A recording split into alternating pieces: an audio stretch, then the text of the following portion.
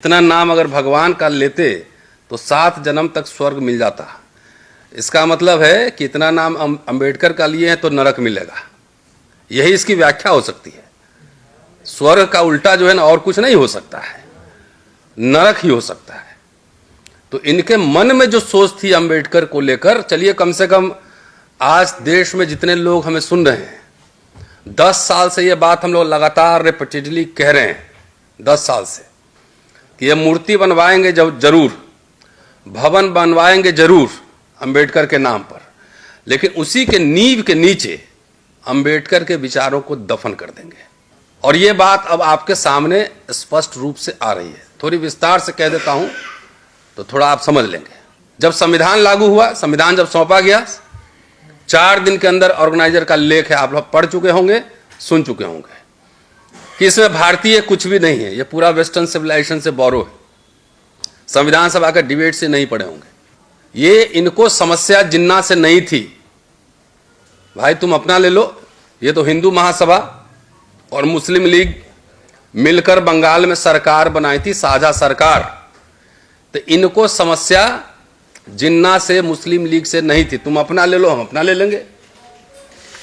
इनको समस्या थी अंबेडकर से और जवाहरलाल नेहरू से। दोनों वेस्टर्न एजुकेटेड थे, मॉडर्निज्म, लिबरलिज्म, सोशलिज्म, सेकुलरिज्म, इसमें विश्वास रखते थे। अंबेडकर को संविधान ड्राफ्टिंग कमेटी का चेयरमैन बनाया गया और बाबा साहब को जो आइडिया आ रहा है स्वतंत्रता, समता, बंधुता, न्याय, वो मनुस्मृति से नहीं आ रहा है, वो आ रहा है बुद्धा से आ रहा है, वो आ रहा है रविदास से आ रहा है, वो आ रहा है कबीर से आ रहा है, वो आ रहा है तुकाराम से और फुले से। समस्या उनको वहां थी अंबेडकर से, इसलिए उस समय ये पुतले फूके गए, संविधान के खिलाफ लेख लिखे गए, अंबेडकर के खिलाफ लेख लिखे गए। और जो निकला है बेसिकली, जो आप लोकसभा चुनाव पूरा थोड़ा संदर्भ में देखिए। इस लोकसभा चुनाव में आरक्षण अंबेडकर और संविधान बना था मुद्दा, और इसकी वजह से जो 400 पार मांग रहे थे संविधान बदलने के लिए, लोगों ने 3 पांव पे खड़ा कर दिया। ठीक है साहब, 3 पांव पे खड़ा कर दिया। वो फ्रस्ट्रेशन वहां से निकल कर आया है। चलते चलते एक बात मैं और कह दे रहा हूं कि इनकी औकात नहीं थी, हैसियत नहीं थी इस तरह का स्टेटमेंट देने पर, दलितों पे एट्रोसिटीज हो रही है चुप रहने पर। इनके साथ जो दलित नेता हैं, दलित संगठन है, प्रत्यक्ष या परोक्ष रूप से जिनके कंधे पर पालकी ढोई जा रही है इनकी, हम उनकी भी भर्त्सना करते हैं।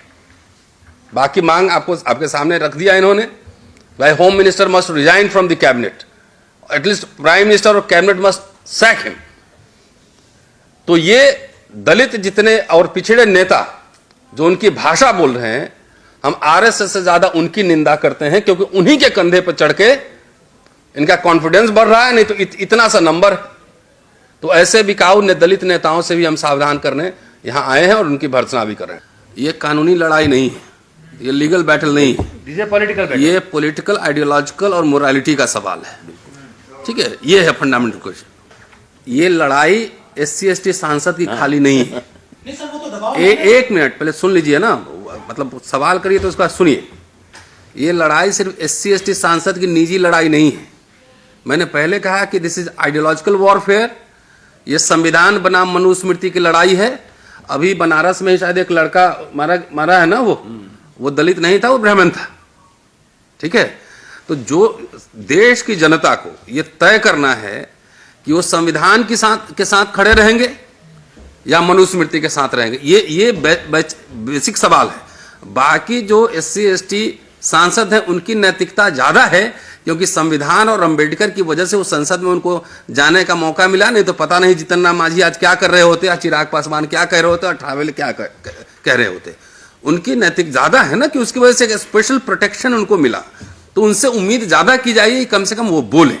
लेकिन क्या संविधान सभा में सिर्फ दलित थे?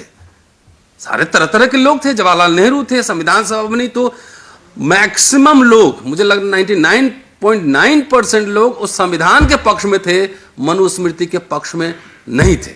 इसलिए इस देश के लीडर, इस देश की जनता की जिम्मेदारी है कि मनुस्मृति वाले मेंटालिटी के लोगों को कैसे डिफीट करें। हो सकता है मेरा भाई भी उस खेमा में हो सकता है कोई ब्राह्मण मेरे खेमा में हो, ये भी हो सकता है। और नैकडोर की ओर से जो ये अपील है 28 तारीख को 1 बजे नेशन वाइड प्रोटेस्ट, इसके समर्थन में मैं आया हूँ।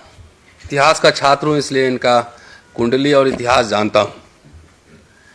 तो जो उनका लाइन है वो लाइन सब लोगों ने कह दी, लेकिन इतिहास में तो व्याख्या होती है।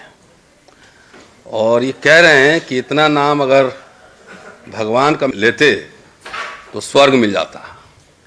तो इसमें एक लाइन छुपा हुआ है, एक लाइन छुपा हुआ है, और वही लाइन छुपा हुआ है जो इनके पुरखे और पूर्वज हिंदू महासभा, आरएसएस, ये तमाम लोग सोचते थे। और अंबेडकर के जीते जी उनके पुतले फूके गए नेहरू के साथ। कल्याण प्रेस ने लगातार लेख छापे, हीन जाति अंबेडकर, हीन जाति अंबेडकर। तो उसका जो छुपा हुआ लाइन है कि इतना नाम अगर हम एक चीज जो अभी रतन लाल जी ने कहा, मैं उस पर आपका ध्यान दिलाना चाहता हूं कि हम एनडीए के जो एलाइज हैं, खास तौर से जो जीतन राम मांझी हैं, चिराग पासवान हैं, और एक अपरोक्ष जो उनके एलाइज है चंद्रशेखर हैं, हम उनकी तरफ से अभी सुनने का इंतजार कर रहे हैं कि उन्होंने